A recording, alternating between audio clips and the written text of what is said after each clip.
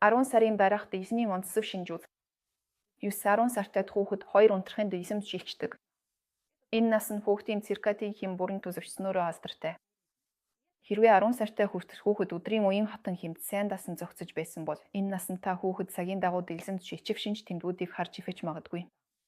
Иймээс зөв шийдэх нь өсөөс ирэх цаг босон өдрийн унтлагын мөргөжсөх хугацааг тогтоох явдах юм. Тэгвэл шөнийн унтлах ч мөн оройсоо 1 цагт ихэлдэг болно. Харин зөвхөн унтах цагаа тогтоогоод сэрэх босон өдрийн унтлагын хугацааг тогтоохгүй орхих нь буруу юм. Ингэснээр хоногийн туршид сэрүүн байх хугацаа өдөр бүр өөр болж энэ нь унтахтай холбоотой зарим асуудал үүсгэж болсошгүй. Хүүхэд өөрөө унтахад усан бүр бисэн болж байна. Энэ насанд би өөрсдөө сахарвыг туршиж ихсхийг зүгсэж байна. Хүүхдээ богино хугацаанд оронд нь хэвтүүлж өөрөө унтах байрласаа хайж өөртөө эвтэйхэн байрласыг олж таны тусламж бүгээр хэрхэн тавьширч чаддгаас үзэх боломжийг олгоорой.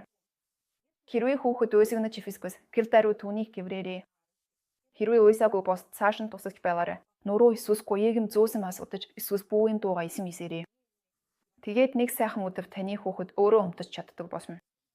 10 сараас 1 нас хүрэхэд шөнийн сэрэлтүүд нэг итгүүц багасах ёстой. Зарим хүүхэд огт сэрэлгүй эсвэл өсөөний өмнөх ганц сэрэлтээр унтаж чаддаг болдог. 10 сараас хойш зарим хүүхэд 2 дахь өдрийн унтлагыг асгасав шинж тэмдэг үзүүлж хифэсдэг.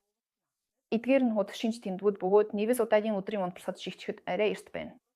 Магадгүй зүгээр унтах сэрүүн байх хугацааны хэм хэмжээг босом эхний унтлагын мөргөжсөх хугацааг дахин харж үзэх хэрэгтэй байх. Нэг өдрийн унтлагад шигчхэн ихэвчлэн 1 нас 3 сартаагаас хойш болдог.